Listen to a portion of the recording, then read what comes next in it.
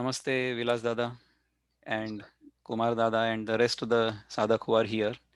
We will start our program now. अभी हम हिंदी में शुरू करने वाले हैं, तो विलास दादा आप अगर प्रार्थना करेंगे तो उसके बाद में हम शुरू करेंगे। ओम सहनावतु सहनौ भुनक्तु सह वीर्यं करवावहै तेजस्विनावधीतमस्तु मा विद्विषावहै। ओम शांति शांति शांति। जय गुरुदेव। नमस्ते सभी को। आज हम फिर 15वें अध्याय के चिंतन के लिए एक साथ आए हैं। तो हमने पिछले सत्र में 15वें अध्याय की भूमिका समझने का प्रयत्न किया। तब हमें पता चला कि हम जब इस शरीर में आते हैं तो पहले हमारी भ्रांति ये होती है कि हम ये देह हैं। उससे उपरत होना उतना कठिन नहीं है, क्योंकि हम ये देखते हैं कि ये देह जो है ये प्रतिक्षण बदल रहा है और हमें तो किसी भी प्रकार के परिवर्तन का कोई अनुभव आ ही नहीं रहा है। तो इस देह से उपरत होने के लिए हमें विशेष प्रयत्न नहीं करना पड़ते। लेकिन इसके आगे की जो भ्रांति है, उस भ्रांति का नाम है कि मैं जीव हूं, मैं एक भिन्न परिच्छिन्न जीव हूं और मैं जिन लोगों के साथ मेरा संबंध है, जिन लोगों के संबंध में मैं आता हूं, वो मुझसे अन्य है, परिचिन्न है। इस प्रकार की ये दूसरी भ्रांति है।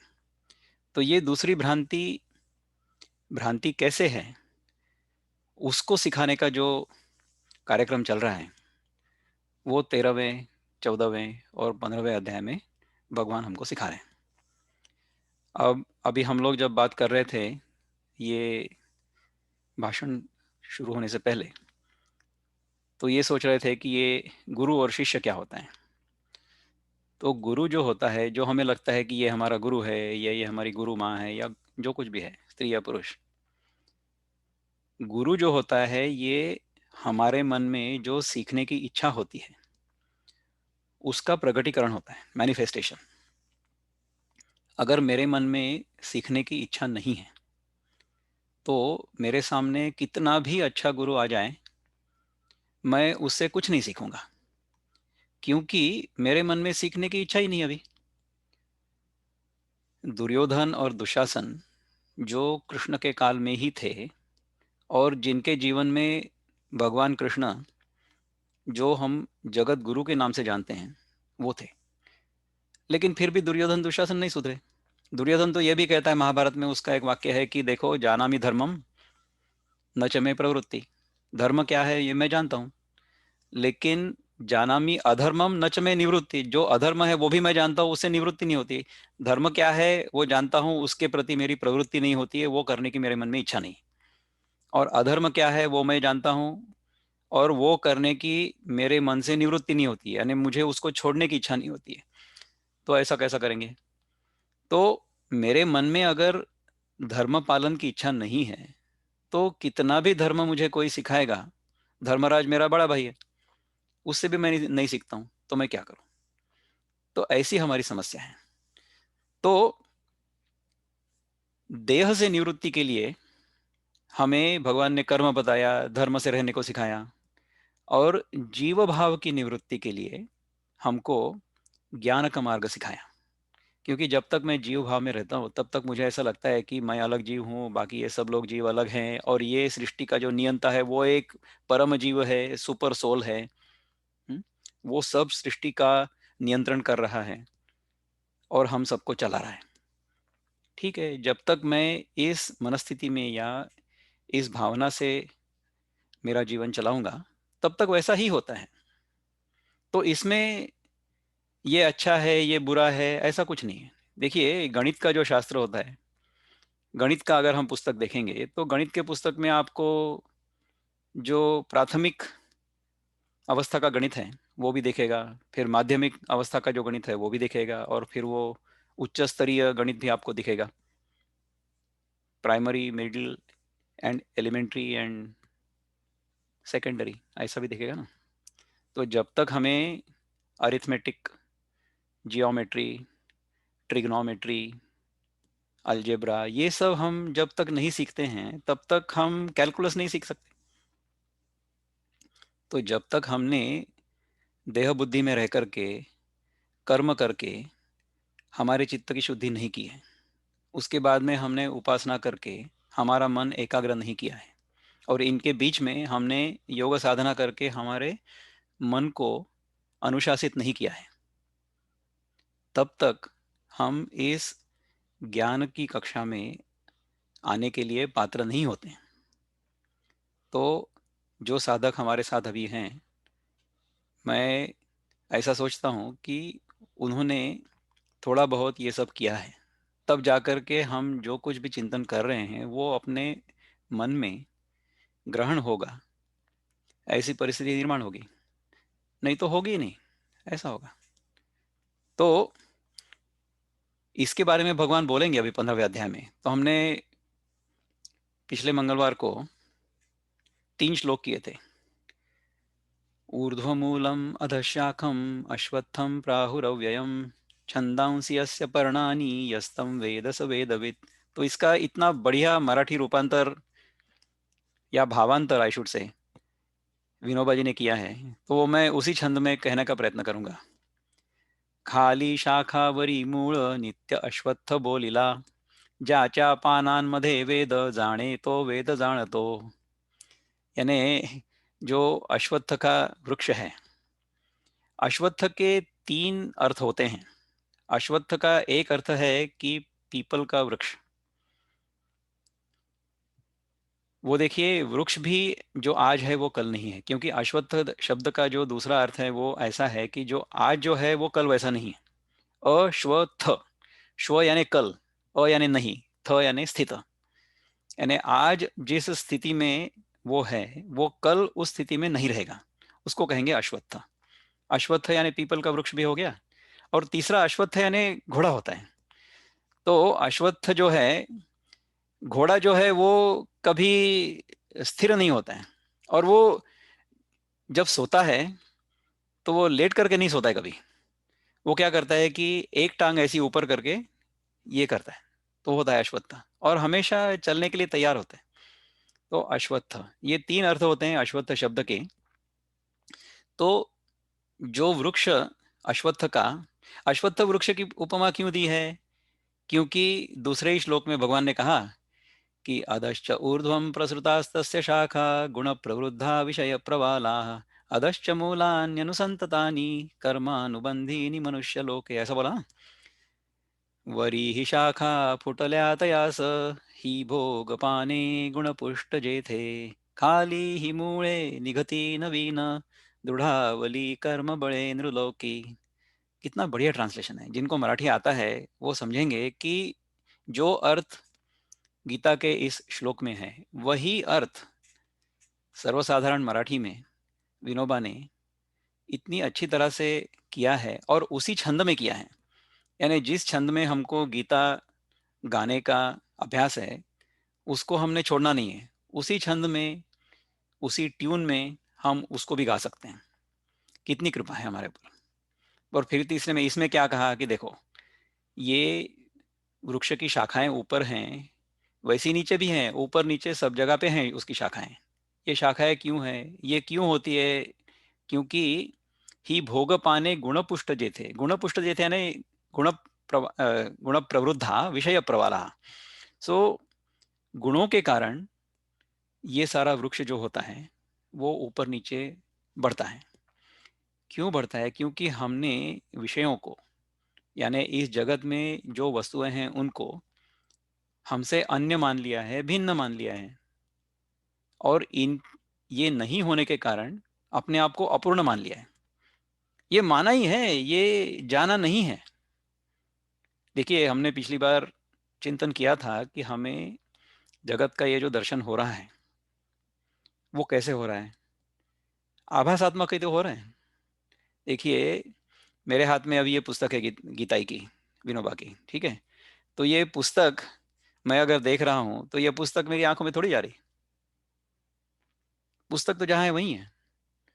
उस पर जो प्रकाश किरणें पड़ रही हैं, वो किरणें मेरी आंखों के अंदर जाकर के मेरी आंखों में उसका एक प्रतिबिंब हो रहा है, और उस प्रतिबिंब का मुझे भास हो रहा है मेरे मन में। यही हो रहा है। यानी वस्तु बाहर हो है, फिर भी उसका आभास मुझे अंदर हो रहा है। तो मेरे मन में जो आभास हो रहा है, मेरे मन में जो प्रतिबिंब पड़ रहा है पुस्तक का, और जो बाहर पुस्तक है, ये दोनों एक दूसरे पर अवलंबित हैं।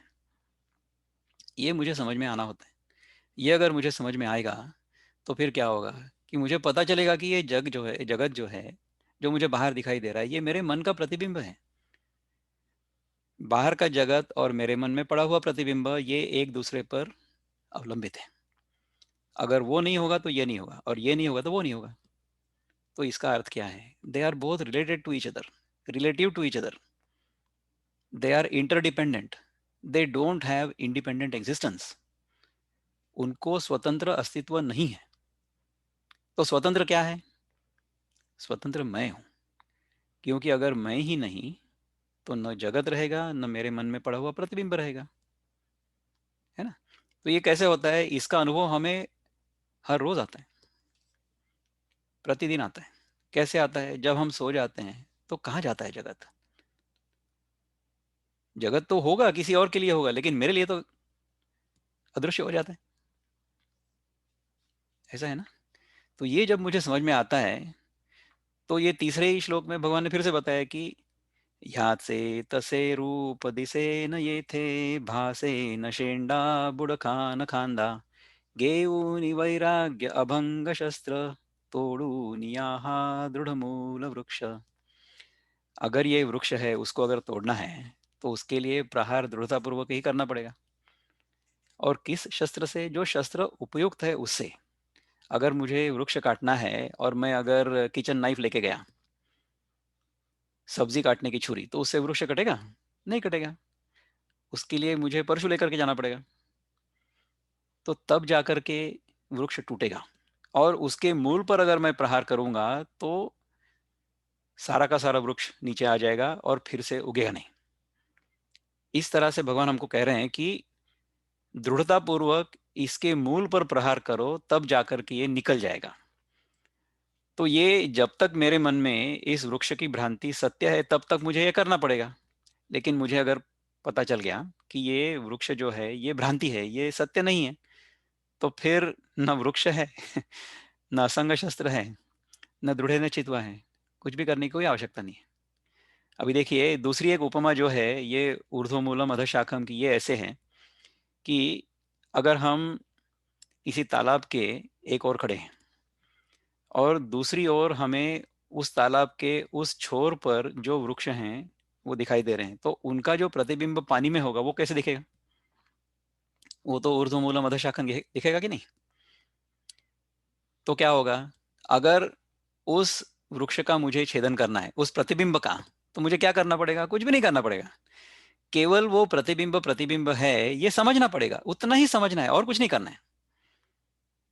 दुनिया का अगर दर्शन, जगत का बोध मुझे अगर इस प्रकार से होता है, तो असंग शस्त्र की भी कोई आवश्यकता नहीं है। समझाने के लिए भगवान ने कहा है कि असंग शस्त्र न दृढ़ चित्वा, इसको छेदन करो, इसको तोड़ो। लेकिन अगर मुझे समझ में आया कि ये है ही नहीं, तो क्या करना है? करना कुछ भी नहीं है, केवल समझना है। करना कुछ भी नहीं है। लेकिन ये समझ मेरे मन में उत्पन्न होने के लिए, प्रकट होने के लिए, मुझे वो कर्म और उपासना करना आवश्यक है। ये है। जब तक वो मैं नहीं करता हूं, क्योंकि पहले मैं भ्रांति में था ना, उस भ्रांति का निराकरण कैसे होगा? तो जब तक मेरे मन में ये भ्रांति है कि मैं देह हूं, तब तक मुझे कर्म करना ही पड़ेगा, और मैं करूंगा ही।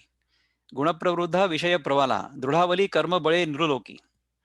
सो बिकॉज आई हैव अंडरस्टूड, मैंने ये मान लिया है। जाना कहाँ है? मैंने तो ये मान लिया है कि जगत मेरे से बाहर है। ऐसी मेरी मान्यता है, इसलिए मैं उसके पीछे भाग रहा हूँ। और मैं उसके पीछे भाग रहा हूँ, ये वस्तु मुझे चाहिए, उस वस्तु को प्राप्त करने के लिए मुझे कुछ ना कुछ कर्म करना पड़ेगा। और जब मैं कर्म इस कर्ता भाव से करता हूँ और इच्छा पूर्ति के लिए करता हूँ, तो उस कर्म बंधन में मैं फंसूंगा ही।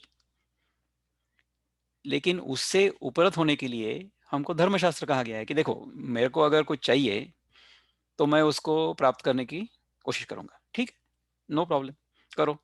लेकिन मेरा ये जो प्रयत्न है, मैं जिस वस्तु की प्राप्ति के लिए प्रयत्न कर रहा हूं, उस प्रयत्न के कारण दूसरी व्यक्ति, कोई और व्यक्ति उसी वस्तु को प्राप्त करने के लिए या उसका आनंद प्राप्त करने के लिए जो कुछ भी कर रही है, उस कर्म में किसी भी प्रकार की बाधा ना आए, इसके लिए धर्मशास्त्र है, इसके लिए हमारी कॉन्स्टिट्यूशन है। हम लोग भारत में रहेंगे तो कॉन्स्टिट्यूशन ऑफ इंडिया को हम मानेंगे, उसके प्रकार हमारा वर्तन होगा या होना चाहिए। वो होता है कि नहीं, ये दूसरी बात है। मैं अगर अमेरिका में रहता हूं तो ये अमेरिका के जो कॉन्स्टिट्यूशन है उसके अनुसार मुझे मेरा जीवन यहाँ पर चलाना पड़ेगा, मुझे अच्छा लगो या ना लगो। मैंने यहाँ रहने का अगर निर्णय किया है तो मैं अमेरिकन कॉन्स्टिट्यूशन के प्रति कटिबद्ध हूँ। लेकिन हम अगर ये गीता की कॉन्स्टिट्यूशन के अनुसार अपना जीवन चलाएंगे तो ये मानव निर्मित जितनी कॉन्स्टिट्यूशंस हैं, ये सारे के सारे उसके अंदर आ जाते हैं। गीता का जो कॉन्स्टिट्यूशन है वो इन सब के परे है, ये कालातीत है, देशातीत है, देश के परे है, काल के परे है, ऐसा है। तो इसको अगर हम ठीक तरह से समझ लेंगे तो हमारा जीवन बहुत अच्छा चलेगा। तो यही तो कहा है ना भगवान ने कि छंदांसी यस्य पर्णानि यस्तम वेद स वेद वेद। अगर हमारा जीवन वेदों की जो रुचाएं हैं, वेदों में जो छंद हैं, उनके नियमों के अनुसार चले, और अगर हम उसको समझ करके चलाएं, when we run our life consciously according to the principles of the Vedas, then the world is beautiful, then our life is also beautiful। ये जगत भी सुंदर होगा और हमारा जीवन अत्यधिक सुंदर होगा। ये गीता का, वेदों का, संतों का दृढ़तापूर्वक प्रतिपादन है। ये अगर हमें समझ में आता है तो हम इसी प्रकार से चलाएंगे हमारे जीवन को। क्यों नहीं चलाएंगे? We will do only whatever works. जो अच्छी तरह से चल रहा है उसको हम क्यों खराब करेंगे, है ना? तो इस प्रकार से अगर हम अपना जीवन चलाते हैं तो हमारा भी जीवन समृद्ध होता है और हमारे आसपास के जो लोग होते हैं उनका भी जीवन समृद्ध होता है। तो इस प्रकार से हमने हमारा जीवन चलाना चाहिए, ऐसी गीता की हमें सीख है। तो ये हमको सीखना है। तो ऐसा करने के बाद क्या होगा? तत पदम तत् परिमार्गितव्यम यस्मिन् गता न निवर्तन्ति भूयः तमेव चाद्यं पुरुषं प्रपद्ये यत प्रवृत्ति प्रसृता पुराणी। ये श्लोक है चौथा। तो इसको अभी मैं मराठी में गाऊंगा क्योंकि ये मराठी मुझे बहुत अच्छी लगती है। ये गीता ही जो विनोबा ने हमारे लिए तैयार की है, मैं मराठी जानता हूँ और जो मराठी यहाँ जानते हैं उनको ये समझ में आएगा, लेकिन उसका अर्थ मैं हिंदी में बताने वाला हूँ। तो just bear with me for couple of seconds or 10 or 15 seconds। घ्यावा पुढे शोधतया पदाचा जेथून मागे फिरणे नसेची द्यावी बुडी त्या परमात्मतत्वी प्रवृत्ती जेथे स्फुरली अनादि। So once we have understood the world in this manner, मैंने जगत को ठीक तरह से समझ लिया, उसके बाद मैं क्या करूंगा? उसके बाद मैं ढूंढूंगा कि ये क्या है। तत पदम तत्, ये क्या पद है? पद यानी जहां पर मैं रहता हूं वो जगह। पद यानी स्थान भी होता है। जैसे ये नरेंद्र मोदी पंतप्रधान पद पर विराजमान है। पद इज द आसन जिस पर मैं बैठा हुआ हूं। घ्यावा पुढे शोध तया पदाचा, उसको मुझे ढूंढना है कि जहां जाने के बाद पीछे आने की कोई आवश्यकता नहीं है। तत पदम तत् परिमार्गितव्यम यस्मिन गता न निवर्तन्ति भूया, वहां जाने के बाद कोई वापस नहीं आता। ऐसी जगह मुझे जाना है कि जहां से, ये कहने का तात्पर्य ये है कि मैं यहां से ऐसी जगह पे जाऊं जहां पे दुख नाम की कोई वस्तु होगी नहीं। क्योंकि देखिए, हमने अपना जीवन अब तक कैसे चलाया है? अपना जीवन हमने केवल दुख का निवारण करने के लिए ही चलाया है। मुझे जिस वस्तु से, जिस व्यक्ति से, जिस परिस्थिति से, जिस देश से, जिस काल से दुख होता है, उसको मैं हटाने की कोशिश कर रहा हूँ, है ना? क्या होता है कि उससे मुझे सुख की प्राप्ति होगी, ऐसी मेरे मन में भ्रांति है। ऐसा कुछ होता नहीं है। मन में इच्छा का न होना, ये है सुख की अनुभूति। इच्छा पूरी करने से वो होता है कुछ समय के लिए, लेकिन अगर हमें निरंकुशा तृप्ति चाहिए, संपूर्ण दुख निवृत्ति चाहिए, तो हमें केवल इस समझदारी से ही रहना पड़ेगा। इसके अलावा हमारे पास कोई भी उपाय नहीं है। तो ततः पदम तत् परिमार्गितव्यम यस्मिन् गता न निवर्तन्ति भूयः तमेव च आद्यम पुरुषम प्रपद्ये यत प्रवृत्ति प्रसृता पुराणी द्यावी बुढ़ी त्या परमात्मा तत्वी प्रवृत्ति जेथे स्फुरली अनादि। सो देन हम वहां पर जाकर के इस प्रकार से उस परमात्मा तत्व में विलीन हो जाएंगे, जहां से ये सारी जो प्रवृत्ति है अनादिकाल से जिसका स्फुरन हुआ है। अभी देखिए, जो अज्ञान होता है ना, उसका कोई आदि नहीं होता है। उदाहरण के तौर पे, मैं मराठी जानता हूँ, ठीक है, अच्छी बात है।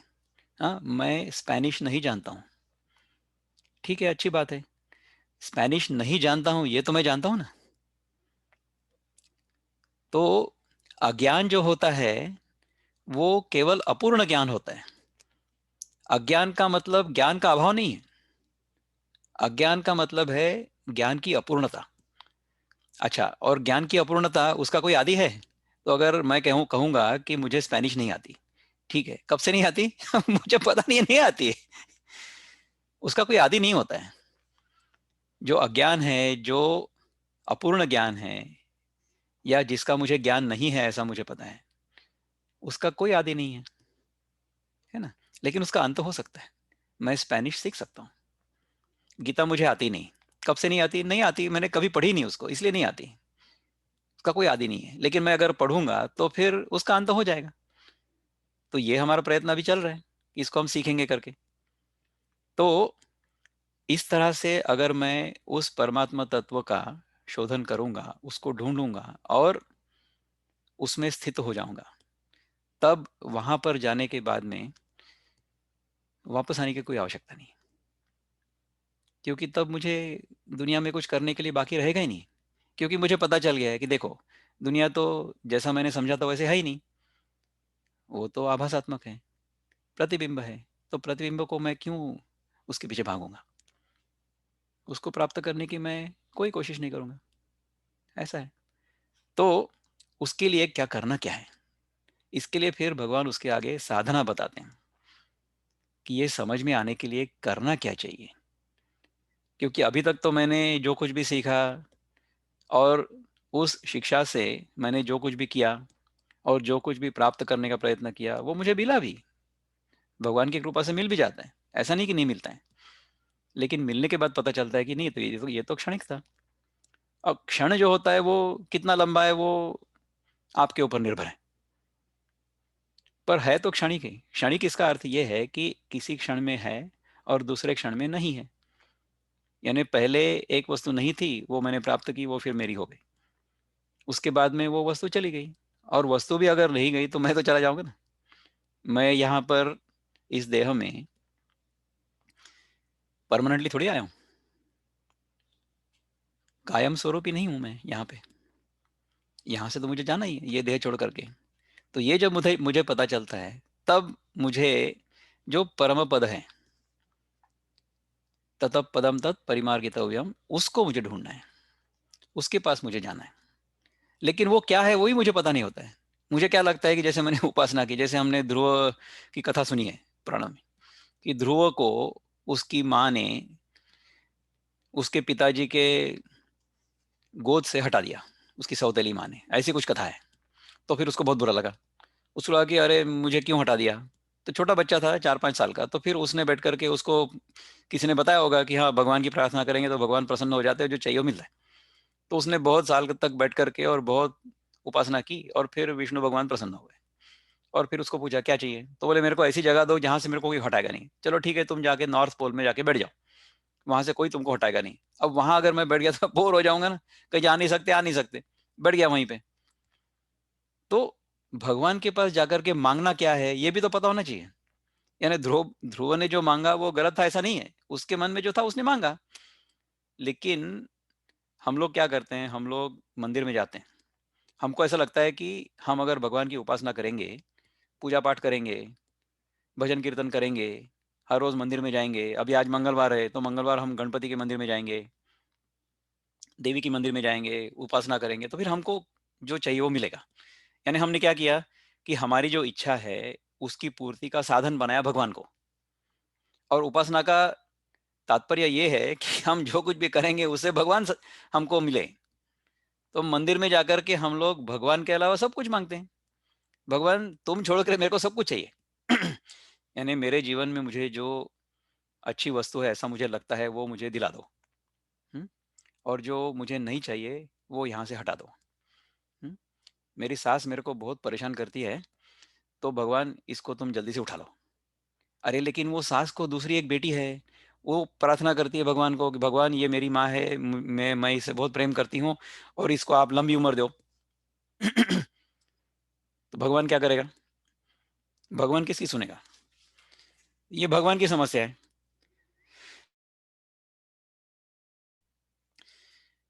तो भगवान हो जाते कंफ्यूज, वो संभ्रम में पड़ते हैं। वो सोचते हैं कि मैं इस लड़की का सुनूं या उस लड़की का सुनूं, तो फिर वो किसी का नहीं सुनते, क्योंकि उसको पता है कि मैं जो देता हूँ उससे ये संतुष्ट नहीं होने वाला है आदमी। अभी देखो गर्मी चल रही है भारत में, ठीक है? तो गर्मी के कारण हम सब लोग परेशान हैं। तो हम लोग सब लोग प्रार्थना करते हैं कि भगवान गर्मी बहुत हो रही है, तो ठीक है भगवान ने सुन ली और पानी भेज दिया, वर्षा हो गई। उसके बाद में क्या हुआ? बहुत वर्षा अगर हुई, होती है जुलाई अगस्त तक बहुत वर्षा हो जाती है, फिर हम लोग फिर से प्रार्थना करते हैं भगवान बहुत हो गई बारिश, अभी इसको हटा लो। तो भगवान कहते हैं ठीक है चलो हटा लेते। फिर क्या होता है? फिर जाड़ा आता है, फिर ठंड होती है, फिर हम लोग भगवान के पास जाकर के शिकायत करते हैं बहुत ठंड हो गई, 1 डिग्री टेम्परेचर आ गया, -1 डिग्री टेम्परेचर आ गया। हमारे यहाँ तो -20 तक आ जाता है टेम्परेचर। फिर भगवान को बोलते हैं भगवान बहुत ठंड हो गई अब इसको हटाओ। तो ठीक है भगवान फिर भी कृपालु हटा देते हैं। और फिर जाकर के अभी हमारे यहाँ स्प्रिंग टाइम चल रहा है, तो पृथ्वी में से अनेक बीज जो है वो अंकुरित हो रहे हैं और फूल पत्ते सब आ रहे हैं बाहर, तो बड़ा अच्छा है। उसके बाद में फिर से गर्मी हो जाएगी। तो ये जो आना जाना है ये चलते रहता है हमेशा। हम लोग अगर कंप्लेंट करेंगे तो भगवान जो है वो हमारी कंप्लेंट सुनना बंद कर देगा। कितनी शिकायत करोगे? अगर हमारा बच्चा है, हमारा बच्चा अगर हमारे पास आकर के हमेशा शिकायत करता है, हमेशा रोते धोते रहता है, तो हम क्या करेंगे उसको? हम ऊब जाएंगे उससे। हम उससे छुटकारा पाने का प्रयत्न करेंगे। क्या करेंगे? उसके हाथ में एक खिलौना टिका देंगे। और आजकल का खिलौना क्या है? स्मार्टफोन। उसके हाथ में अगर हमने स्मार्टफोन टिका दिया तो वो बैठेगा आराम से और बहुत देर तक बैठेगा। तो भगवान ने ये दुनिया इसीलिए तैयार की है। वो दुनिया में हमको लगा करके मस्त बैठा है, क्योंकि उसको कंप्लेंट नहीं सुनी। तो उसने हम सबको खेलने के लिए बहुत अच्छी दुनिया दे दी है। उसमें बैठ करके खेलो और कर्म करते रहो और इसमें बंधे रहो और फिर उपासना करो, जो करना है वो करो। जब तक हमको ये समझ में नहीं आता है कि ये एक खेल है, तब तक हम ये खेलते रहेंगे और खेल का आनंद लेते रहेंगे। लेकिन अगर मुझे समझ में आ गया कि ये खेल है और ये सत्य नहीं है, तो फिर मैं क्या करूँगा? जैसे एक माँ होती है ना, जो अपने बच्ची के साथ, वो जब बच्ची छोटी होती है तो झूठ मूठ की रसोई खेलती है। तो फिर वो छोटी बच्ची जो होती है वो एक चाय में, एक कप में चाय बनाती है, यानी नाटक कर रही है, होता कुछ नहीं है। और एक छोटा सा कप, और उस छोटे से कप में ऐसा ऊपर से चाय डाल रही है, ऐसा वो नाटक कर रही है। और फिर वो देती है मम्मी को, मम्मी ये देखो मैंने चाय बनाई है। तो मम्मी क्या बोलेगी कि ये क्या, ये झूठ है, ऐसा बोलेगी वो? मम्मी तो बोलेगी नहीं बेटी, तुमने कितनी अच्छी चाय बनाई है, कितनी स्वादिष्ट है, अमृत तुल्य, मैं अगर पूना में होंगी तो। ऐसा होता है। तो ये माँ को पता है कि ये खेल है, ऐसे ही ये परमात्मा को पता है कि ये खेल है। और इस खेल से उपरत होकर के हर जीव, मेरे जैसा जीव, आपके जैसा जीव, हर जीव परमात्मा में विलीन हो सकता है। तो ये पद है वो, ततः पदम तत् परिमार्गितव्यम यस्मिन गता न निवर्तन्ति भूया। उसके बाद क्या होगा, फिर मुझे ऐसा पता चल जाएगा कि ये खेल है, तो फिर मैं इसमें फंसूंगा नहीं, ऐसा होगा ना। तो ऐसा है। तो ये समझाने के बाद फिर भगवान बोलते हैं कि देखो, अभी ये समझने के लिए आपको इस प्रकार की साधना करनी पड़ेगी। तो क्या है साधना? साधना के 5 केवल अंग हैं 15वें अध्याय के अनुसार। मैं ऐसा नहीं कह रहा हूं कि यही है करके, क्योंकि हमने अष्टांग योग में 8 अंग देखे थे, उसमें 8 अंगों में पहले 2 जो अंग हैं उसमें 10 बातें हमको बताई, यम बताए, 5 यम, और फिर 5 नियम। 5 यम यानी दुनिया के साथ कैसा रहना है। हम्म? अहिंसा, सत्य, अस्तेय, ब्रह्मचर्य, अपरिग्रह। दुनिया के साथ ठीक से रहो, यानी दुनिया मेरे को परेशान नहीं करेगी और मैं दुनिया को परेशान नहीं करूंगा। और फिर मैं अपने आप से परेशान नहीं होना चाहिए, इसलिए क्या करना चाहिए? तो नियम बताए, शौच, संतोष, तप, स्वाध्याय, ईश्वर प्रणिधान। ये 5 बताए, ये योग शास्त्र के अनुसार ये 5 यम और 5 नियम। गीता के 15वें अध्याय के अनुसार अध्यात्म शास्त्र में जो 5 नियम भगवान बताते हैं यहाँ पे, वो ऐसे हैं कि निर्माण मोहा, जित संग दोषा, अध्यात्म नित्या, विनिवृत्त कामा, द्वंद्वैर्विमुक्ता, सुख दुख सौन्य। ये 5 बताए।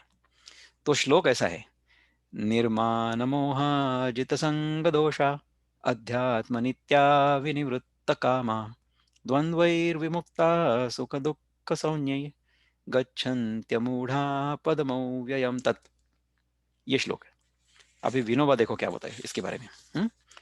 जे मान मोहान सह संग दोष, जाळू निर्वासन आत्मनिष्ठ, द्वंद्वे न घेती सुख दुःख मूळ, ते प्राज्ञत्या नित्यपदी प्रविष्ट।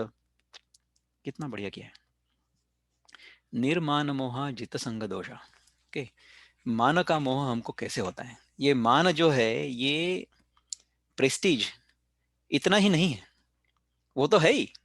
उसमें अगर हम फंसेंगे, हमारे यहाँ एक संगीत मानापमान करके एक नाटक था पुराने जमाने में, मराठी में, तो उसको आप देख सकते हो। मैंने तो नाटक देखा नहीं था कभी, लेकिन मैंने उसके गाने सुने, क्योंकि मुझे गाने का शौक है और मुझे नाटक का उतना नहीं है। तो फिर भी मान अपमान के कारण ये दुनिया चलती है। अगर किसी को ना मान होगा ना अपमान होगा तो दुनिया चलेगी नहीं। मान अपमान के कारण तो सारा महाभारत हुआ है। मान अपमान कैसे हुआ? क्योंकि ये द्रौपदी ने एक बार दुर्योधन का अपमान किया था, तो फिर उसने भी सोचा कि मैं दिखा दूंगा, हम्म, उखाड़ दूंगा। तूने मुझे तू बोला, मैं तेरा ऑफिस उखाड़ डालूंगा। ये हो गया मान अपमान, इसे दुनिया होती है। अब किसी ने कुछ बोला, अगर मैंने उसको सुना ही नहीं, या मैंने यहां से सुनकर के यहां से छोड़ दिया, मैंने उसको अगर सीरियसली नहीं लिया, तो क्या होगा? कुछ भी नहीं होगा। अंग्रेजी में एक कहावत है कि the greatest insult is complete ignorance. अगर हम किसी को कोई कीमत अगर देंगे ही नहीं, अगर हम रास्ते से जा रहे हो और बड़ा आदमी कोई जा रहा है और हमने उसकी तरफ देखा ही नहीं, तो that will be the greatest insult. वो बोलेगा कि नहीं नहीं, मैं तो इतना बड़ा अफसर हूँ, मेरे तरफ क्यों नहीं देखा, मैंने मेरे तरफ देख करके सैल्यूट क्यों नहीं किया, सलाम क्यों नहीं किया, नमस्कार क्यों नहीं किया। हो गया अपमान। तो इस तरह से दुनिया चलती है। पर लेकिन मान और अपमान के आगे मैं चला गया हूं, तो फिर ऐसा संसार होने की कोई आवश्यकता नहीं है। ये मैंने समझना चाहिए। और मैं जितने ऊंचे पद पर बैठा हुआ हूं, उतना मुझे इस मान और अपमान से परे होना है। एक बार नरेंद्र मोदी से किसी ने पूछा था कि आपकी सेहत इतनी अच्छी क्यों है? तो उन्होंने इसका उत्तर ये दिया था कि देखो, मैं दिन भर में कम से कम 100-200 गालियां तो खा ही लेता हूँ। हम जितने ऊंचे पद पर बैठे होंगे, उतनी हमको गालियां सुननी पड़ेगी। और इन गालियों को जो पचा सकता है, या इन गालियों को पूरी तरह से उसकी ओर दुर्लक्ष्य कर सकता है, मैंने उसकी ओर ध्यान दिया ही नहीं, बेदखल कर दिया, कुछ नहीं होगा। ऐसा होगा ना, क्योंकि अगर मैं लोगों का सुनते रहूं कि लोग क्या कह रहे हैं और उस प्रकार मैं अपना जीवन अगर चलाऊं, तो फिर क्या होगा? तो फिर तो वो गधे की कहानी होगी, गधा और बच्चा और बच्चे का बाप, ये तीन जैसे जा रहे थे एक साथ तीनों, तो हर मोहल्ले में जब जाते वो तो लोग उनको कुछ कहते और फिर ये अपना व्यवहार जो है वो बदलते थे, और इस तरह की कहानी हो जाएगी, वो आपको सबको पता है। तो अगर मैं अपना जीवन लोग मुझे क्या कहेंगे उसके अनुसार चलाऊंगा, तो मेरा जीवन व्यर्थ हो जाएगा। मैं ऐसे ही भाग दौड़ करते रहूंगा, लोग ये ऐसा कह रहे हैं तो ऐसा करो, वैसा करे तो वैसा करो, मेरा कोई बेसिस नहीं होगा। तो उस तरह से मैं जीवन नहीं चला सकता। चलाना भी चाहिए नहीं चाहिए। तो ये हो गया मान। और मान का दूसरा अर्थ ये है कि मेजरमेंट, मान यानी नापना। मैंने अपने आप को नाप लिया है। कैसे नापा है? कि मेरी जो चौड़ाई है वो 2 फुट है, और मेरी जो लंबाई है वो है 5.5 6 फुट। ऐसा मैंने अपने आप को नाप लिया है। अरे मैं क्या इस 2.5 हाथ के देह में ही हूं? इसके अलावा कुछ नहीं हूं, कहीं नहीं हूं। केवल यही है मेरी सीमा। इतना ही मैंने अपने आप को संकुचित कर लिया है। यह है मेरा मान। तो ये हो गया देह का मान। मैंने अपने आप को देह मान लिया, यानी आकाश में मैंने अपने आप को नाप लिया है। ठीक है। दूसरा जो नाप है वो है वस्तु का। वस्तु का यानी क्या? कि मेरा वजन 65 किलो है। यानी मैं ये मिट्टी का पुतला हूँ 65 किलो का। ये मैंने अपने आप को मान लिया है। मैं ये हूं कि नहीं हूं, ये मुझे पता ही नहीं। मैं केवल 5.5 6 फुट का और 2 फुट का देह हूं कि नहीं हूं, मुझे पता ही नहीं। मैंने मान ही लिया है, केवल जाना नहीं। और तीसरा जो है वो है काल। काल यानी क्या? Date of birth. अमुक अमुक डेट ऑफ बर्थ से पहले मैं था ही नहीं। मेरा जन्म इस अमुक तारीख को हुआ है, इस अमुक समय पर हुआ है, जन्म पत्रिका बनाई हुई है। तो इसकी भ्रांति कैसी होती देखो। मेरा जन्म कब हुआ ये मुझे पता ही नहीं है, मुझे समझता ही नहीं है। ठीक है। जो मेरी माँ है वो जब मुझे जन्म दे रही है, तो उसके शरीर में इतनी वेदना है कि वो क्या घड़ी देखेगी कितने कितने बजे जन्म हो रहा है? वो नहीं देखेगी। और जो नर्स है वो तो बच्चा संभालने के लिए तैयार है, वो कर रही है, उसको भी पता नहीं।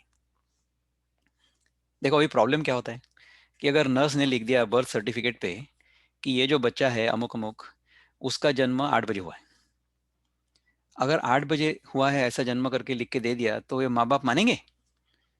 वो बोलेंगे नहीं नहीं ऐसा कैसे हो सकता है। तो फिर वो क्या करती है, वो बोलती है कि 7:57 पे हुआ है। तो फिर हाँ हाँ ये अच्छा है। तो फिर 7:57 के समय के अनुसार इस बच्चे की जन्म पत्रिका बनेगी। हम्म? और फिर वो जन्म पत्रिका में ऐसा होगा कि अरे इस पत्रिका में तो मंगल है, तो फिर इस लड़के को लड़की कैसे मिलेगी? फिर एक जन्म पत्रिका असली है और दूसरी एक फेक, क्योंकि उसको दिखा करके फिर अच्छी लड़की के साथ मेरा विवाह हो, इस प्रकार की दूसरी जन्म पत्रिका, ऐसा करके। हाँ ऐसा भी होता है। आजकल की दुनिया में कुछ भी होता है।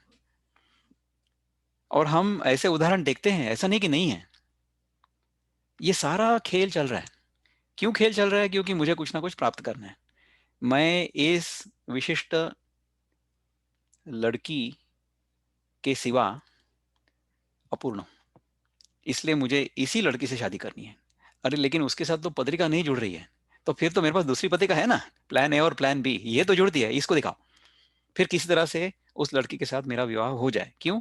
क्योंकि उसके पास से मुझे 1 करोड़ दहे जाने वाला है। ये है। तो इस प्रकार से संसार चलता है। इस खेल के अंदर मैं जब तक इस खेल को सत्य मानता हूं, तब तक मैं इस खेल में दृढ़तापूर्वक फंसा रहूंगा। हम्म? अश्वत्थमेनम सुविरूढ़ मूलम। अश्वत्थम एनम सुविरूढ़ मूलम, ये अश्वत्थ का जो वृक्ष है ये मेरे मन में इतना दृढ़ता पूर्वक बैठा हुआ है कि उसको निकालने का मुझे विचार भी नहीं आता है मेरे मन में। इस प्रकार से मैं फंसा हूं। तो ये मान का जो है बोध, ये ऐसा है कि मैंने ऐसा मान लिया है कि मैं अमुक समय से पहले नहीं था और अमुक समय के बाद मैं नहीं रहूंगा। अमुक स्पेस, आकाश में मैं हूं, 2 फुट बाय 6 फुट, और उसके आगे मैं नहीं हूं, मान लिया। हाँ? और ये 65 किलो का मिट्टी का पुतला मैं हूं, बाकी मैं कुछ नहीं हूं। ये सारा मैंने मान लिया। ये मान्यता सही है, ये गलत है, मुझे नहीं पता है। ऐसा थोड़ी होता है। मुझे ना मेरे जन्म का आभास है, मेरे जन्म का कोई अनुभव है, न मुझ में किसी प्रकार के कोई परिवर्तन का अनुभव है। परिवर्तन तो देह में हो रहा है, परिवर्तन जगत में हो रहा है, लेकिन मुझ में क्या परिवर्तन हुआ है? मुझ में कुछ भी परिवर्तन नहीं हुआ है, न कभी हुआ है न कभी होने वाला है। निर्माण मोह। तो इस मान के मोह से मुझे आगे जाना है। मैंने अपने आप को अमुक मान लिया है, लेकिन मैं वो नहीं हूं। ये है मोह। जो मैं नहीं हूं उसको मैंने मैं हूं ऐसा मान लिया है। इस मान्यता को मोह कहते हैं। I have assume to be somebody who I am really not. This mistaken identity, this mistaken assumption, this identity crisis, ये जो मोह है, ये हमारी सबकी मूलभूत समस्या है। और इस मोह को, इस मूलभूत समस्या के निराकरण के लिए भगवान ने अवतार लेकर के हमारे सामने अपने मुख से गीता हमको बताई। कितनी कृपा है! इसको अगर हम ठीक से समझेंगे तो हमारा जीवन कितना समृद्ध और कितना सुंदर हो जाएगा, जिसकी हम कल्पना नहीं कर सकते। निर्माण मोहा जित संग दोषा। जित संग दोषा यानी संग दोष जो है, संग दोष क्या है? उसके लिए ना दूसरे अध्याय में भगवान ने कहा था कि ध्यायतो विषयान् पुंसा संगस्तेषु उपजायते संगात् संजायते कामा कामात् क्रोधोऽभिजायते क्रोधात् भवति सम्मोहः सम्मोहात् स्मृतिविभ्रमः स्मृतिभ्रंशात् बुद्धिनाशो बुद्धिनाशात् प्रणश्यति। देखो, हमने दुनिया को और इस जगत में जो विषय हैं उनको अपने से अन्य जब तक माना है, तब तक हम उन विषयों के पीछे भागते रहेंगे और उनका ध्यान करते रहेंगे। उनका ध्यान करते करते क्या होगा कि हमको उनका संग हो जाएगा, यानी उनके साथ हमारी अटैचमेंट हो जाएगी, उनके साथ हमारी आसक्ति हो जाएगी। ये होता है। तो जिस विचार से, जिस आचार से विषयों के प्रति हमारा आकर्षण बढ़ता है, हमारी आसक्ति बढ़ती है, वो है संग दोष। उससे हमको उपरत होना है। निर्माण मोहा जित संग दोषा, उसके ऊपर हमें विजय प्राप्त करनी है। निर्माण मोहा जित संग दोषा, क्योंकि उससे क्या होता है, ध्याय तो विषान पुंसा, उसका जो अल्टीमेट एंड रिजल्ट है, उसकी परिणति किस में होती है? परिणति होती है संपूर्ण सत्यानाश में। संगात संजायते कामा, कामना हो गई। कामात क्रोधो भी जायते, गुस्सा हो गया। क्रोधात भवति सम्मोह, सम्मोह यानी मोहित हो गया मैं। सम्मोहात स्मृति विभ्रमा, विभ्रमा स्मृति विभ्रमा यानी मैंने अपनी स्मृति खो दी है। स्मृति भ्रंशात बुद्धि नाशो यानी बुद्धि मेरी खत्म हो गई। डिस्क्रिमिनेशन पावर, सद असद विवेक बुद्धि वो खत्म हो गई। और उसके बाद बुद्धि नाशात प्रणश्यति, प्रणश्यति यानी पूरा सत्यानाश, टोटल डिस्ट्रक्शन। ये होता है। तो जित संग दोषा करने से ये टोटल डिस्ट्रक्शन से आदमी बचेगा। और संग दोष क्यों हो रहा है? ये अगेन देखो, हमारी जो भ्रांति है कि मैंने दुनिया को सत्य मान लिया है, इसलिए मुझे उसके प्रति आसक्ति हो रही है ना। अगर मैंने समझ लिया अच्छी तरह से और मेरे मन में ये दृढ़ निश्चय हो गया कि ये दुनिया जो है, ये जगत जो है, ये आभासात्मक है, तो फिर उसके प्रति मेरे मन में आसक्ति नहीं हो सकती। तो संग दोष अपने आप हो जाएगा। संग दोष जो है ये भी भ्रांति है, आसक्ति है ये भ्रांति है। एक मैंने कहानी मेरे पिछले किसी भाषण में सुनाई थी, मराठी में सुनाई थी, अंग्रेजी में भी सुनाई थी, लेकिन सुनने लायक है। कि हमारी कहानी जो है जो धोबी का गधा होता है उसके जैसी होती है। तो धोबी और गधा रोज सब कपड़े इकट्ठा करके, गंदे कपड़े इकट्ठा करके और नदी पे जाते हैं। और नदी पे वो धोबी वो कपड़ों को धोता है, फिर उनको सुखाता है, फिर उनकी घड़ी करता है, और फिर उसको सबको बांध करके घोड़े की पीठ पर लाद करके वापस लाता है। ये उनका दिनक्रम है, दिनचर्या। तो उसमें एक दिन हमारे धोबी महाराज वो गधे को बांधने की रस्सी ले जाना भूल जाते हैं। तो फिर चिंताग्रस्त बैठे होते हैं नदी के किनारे। तो वहां से एक गांव का एक आदमी जाता है, बोलता है कि धोबी महाराज आप क्यों चिंताग्रस्त हो? तो वो कहता है कि देखो देखो, ऐसा हो गया भाई साहब कि मैं इसको बांधने का जो डोर था, रस्सी थी, उसको मैं भूल गया। तो बोलता है गधा ही तो है वो, इसकी इतनी क्यों चिंता करते हो? तुम उसको पेड़ के पास ले जाओ और बांधने का केवल नाटक करो। और लेकिन वो गधे ने तुम्हारी ओर देखना चाहिए कि वो तुम कर रहे हो। हम्म? करो ऐसा। वो फिर बोला कि गधा भागेगा नहीं, गधा है वो, कहाँ भागेगा? ऐसा करो, नाटक करो। तो करता है धोबी जा करके, और बढ़िया उसको बांधता है, बांधने का नाटक करता है, और फिर जा करके मस्त कपड़े वपड़े धोता है, लेकिन देखते रहता है कि ये भाग तो नहीं रहा है। तो गधा मस्त रहता है, वो मस्त घास वास खाते रहता है, यहाँ से कहीं जाता नहीं है, पेड़ के आसपास ही रहता है। फिर वो सब काम होने के बाद धोबी आकर के कपड़े वपड़े लाद करके अभी गधे को बोलता है कि चलो जाएंगे घर। लेकिन गधा हिलता नहीं वहां से। हम्म? तो फिर वो गांव के आदमी से फिर से पूछता है कि महाराज आपने मुझे तो सुबह अच्छी युक्ति बताई थी इस गधे को बांध के रखने की, लेकिन अभी ये यहाँ से छूट नहीं रहा है, अभी कैसा करेंगे? तो उन्होंने कहा कि देखो धोबी महाराज, जैसा आपने उसको बांधा था उसको छोड़ना भी तो पड़ेगा, नहीं तो छूटेगा कैसे वो? तो बोले लेकिन रस्सी तो है ही नहीं। अरे रस्सी है नहीं, ये तुमको पता है, उसको कहाँ पता है? उसको छोड़ो, रस्सी को छोड़ो, रस्सी छोड़ने का नाटक करो, लेकिन गधे ने देखना चाहिए तुम्हारे तरफ जब तुम वो नाटक कर रहे हो तब।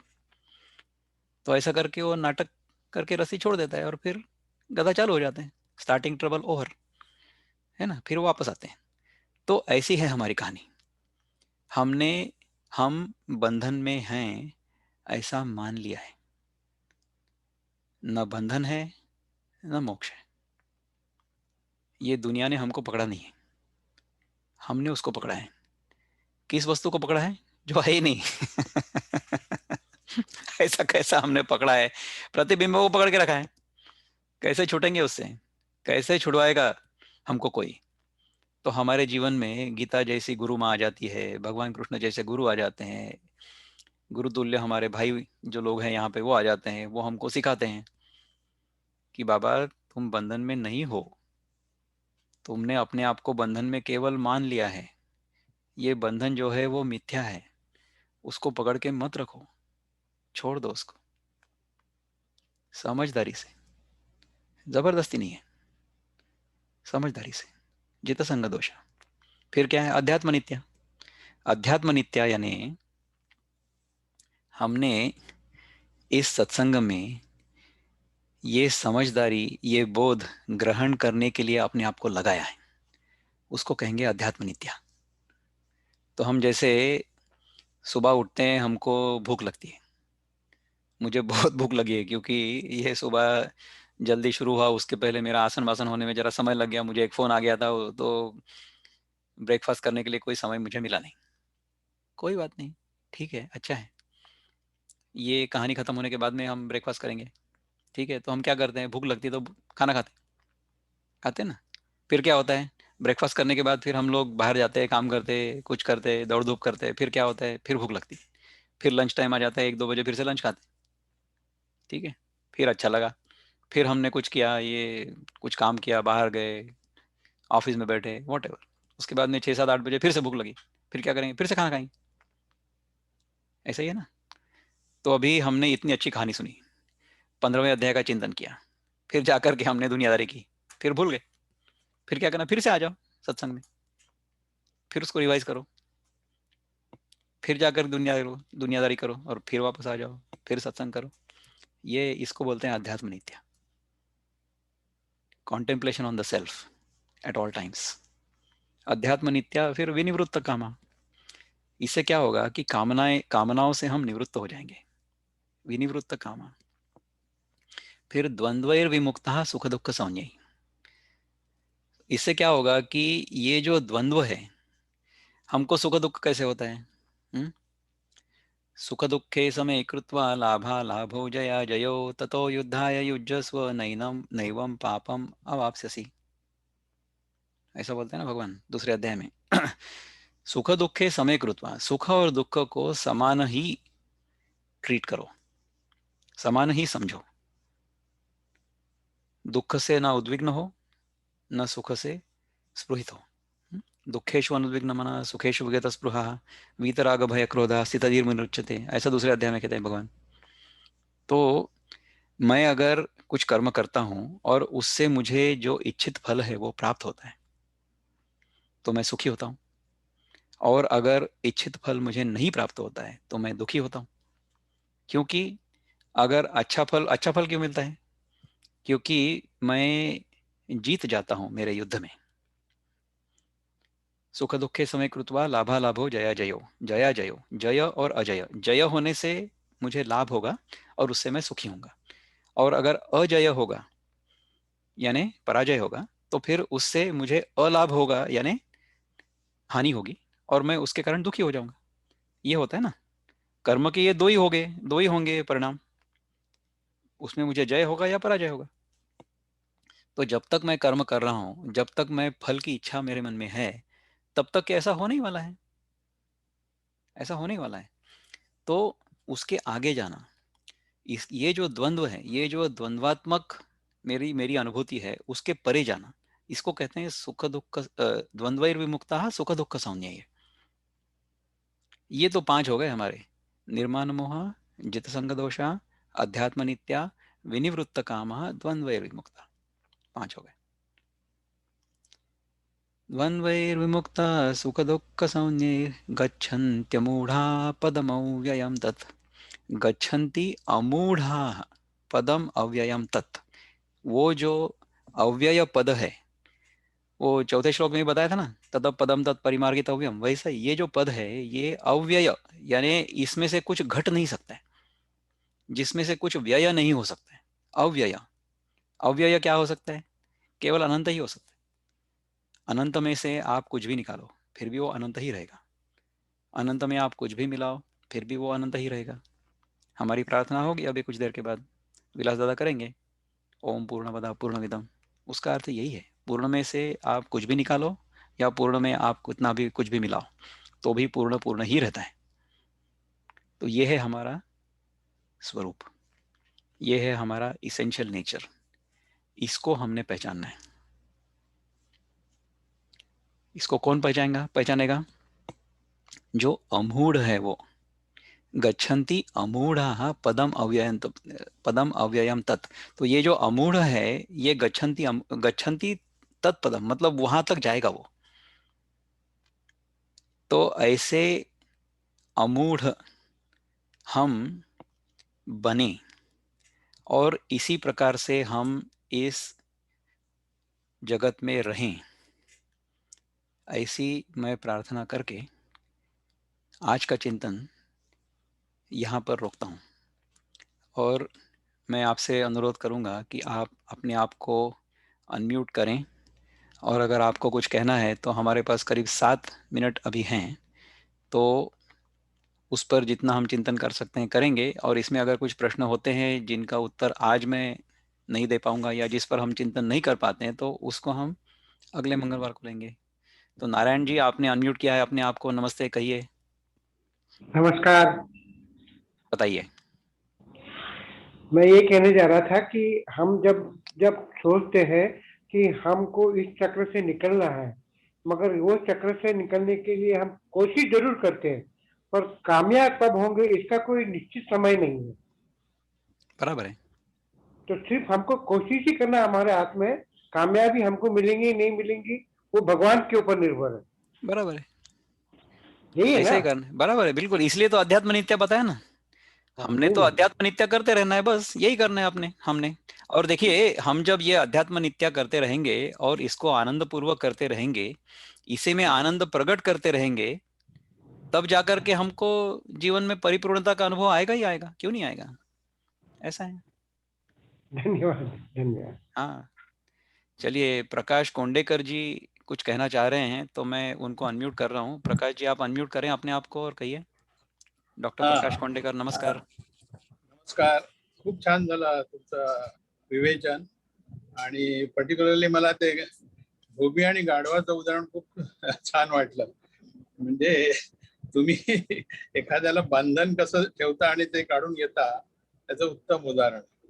तसंच असतं. आपली सगळ्यांची कथा हो, अशीच आहे. हमने सबने हो. अपने आप को बंधन में हैं, ऐसा मान लिया है। हम बंधन में होते नहीं हैं, हमने केवल मान लिया है।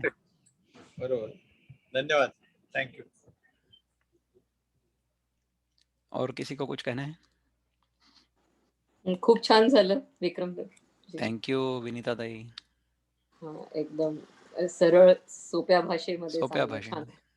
Gita doesn't have to be complicated. Gita is not complicated. If we analyze our life's experience, hmm. it is not difficult at all. आणि हे लुकिंग सगळं फॉरवर्ड टू विज्ञाननिष्ठ है. म्हणजे ये सारा जो है ये आधुनिक विज्ञान के विरोध में नहीं है.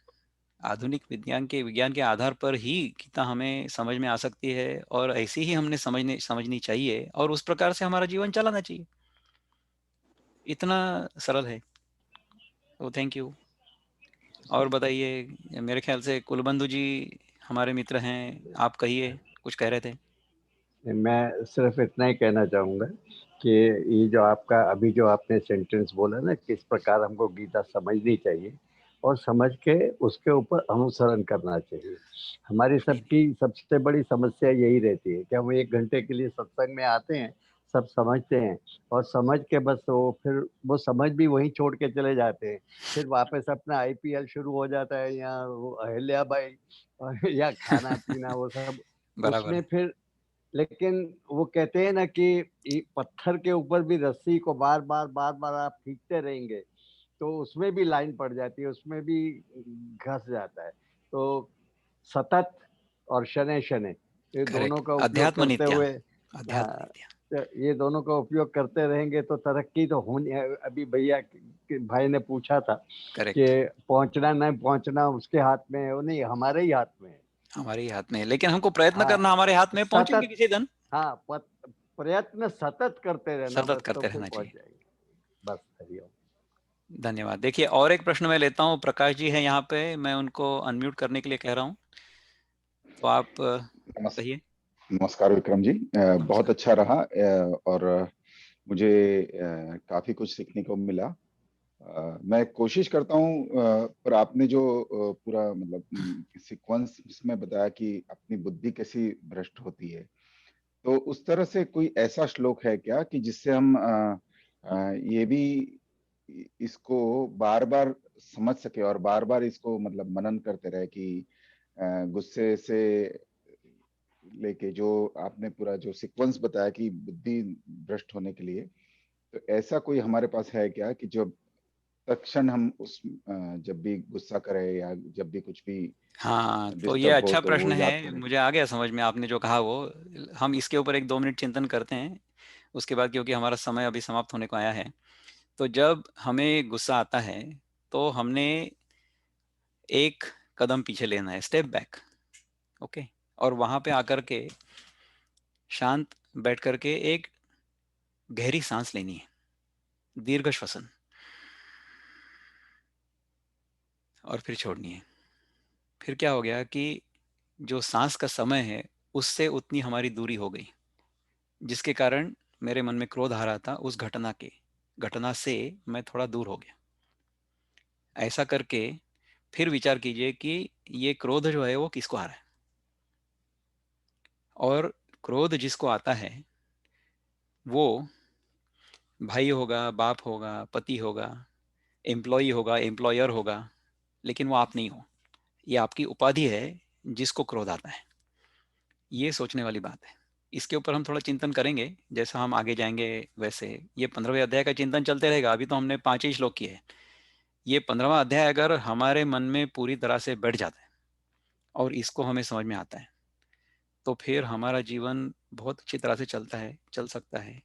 ये मेरा अनुभव भी है और दृढ़ विश्वास भी है.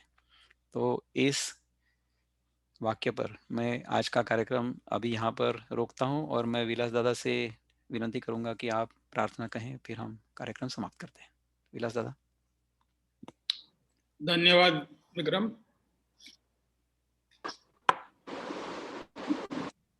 सर्वे भवन्तु सुखिनः, सर्वे सन्तु निरामयः, सर्वे भद्राणि पश्यन्तु, मा कश्चित् दुःखभाग् भवेत्। असतो मा सद्गमय, तमसो मा ज्योतिर्गमय, मृत्योर्मामृतं गमय। ओम शांति शांति शांति। जय गुरु।